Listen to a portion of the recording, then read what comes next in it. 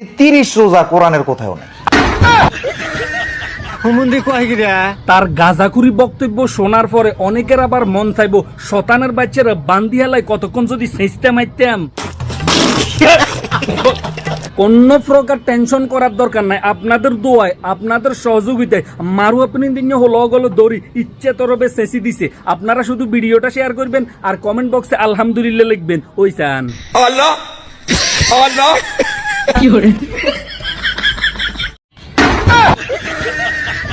বাইয়া এখন মার খাইয়া মনে দুঃখে সেকা খাইয়া বেকা হইয়া কি গান গাইবো জানেন?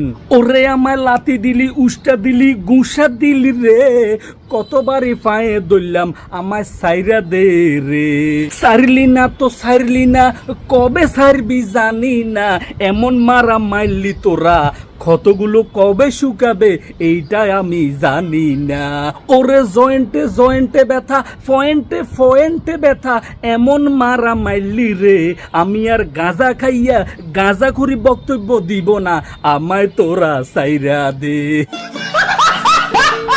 এরে শতানের বাচ্চা, তোর গাঁজাখুরি বক্তব্য শোনার পরে আমার ওই গানটার কথা মনে পড়ে গেছে। ডিপজল কাকা একটা গান গাইছিল না, ফোঁত কইরা দিমু ওরে ফোঁত কইরা দিমু।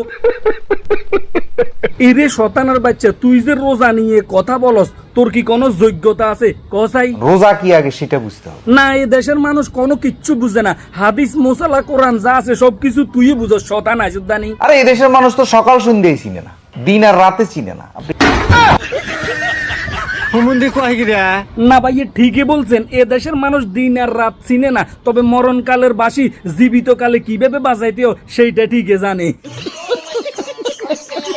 এইবার আসেন আসল কথা। আল্লাহ পাক হাদিস ও কোরআনের মধ্যে স্পষ্ট ভাবে লিখছে, যদি তুমি রোজা রাখো আমার ভয়ে, তুমি যদি সকাল থেকে সন্ধ্যা পর্যন্ত না খাইয়া থাকো, আমার ভয়ে একটা মাস রোজা রাখার কারণে আমি আল্লাহ তাআলা নিজ হাতে এই রোজার প্রতিদান দিব। সবাই বলেন আলহামদুলিল্লাহ। আর এই শতানের বাচ্চা বলতেছে কোরআন শরীফের কোথায়ও নাকি রোজা নাই, তবে হেতে বলে এইটা পাইছে গাঁজা খাওয়া হালাল। হে শতানের বাচ্চা বলছিল মরণকালে দোয়া দুরুদ পড়ার দরকার নাই, আমার মরণকালে তোমরা ডোলবাসি বাজাইও। এই কারণে মারু আপনি দিনে হলো গেলে বেগুনে বুদ্ধি করি হেতে জীবিত কালে ডোলবাসি বাজাই দিছে। এখন উচিত বিচারটা ঠিক মতো হয়েছে নি শতান?